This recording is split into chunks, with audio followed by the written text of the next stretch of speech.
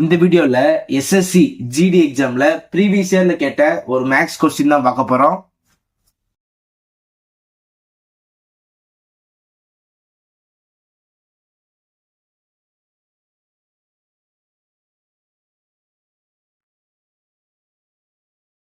Board mass படி first bracket தான் close பண்ணணும்.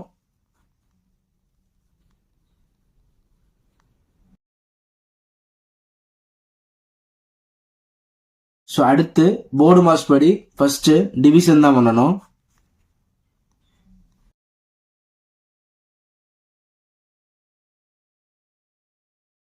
அடுத்து போர்டு மாஸ் படி மல்டிப்ளிகேஷன் தான் பண்ணணும்.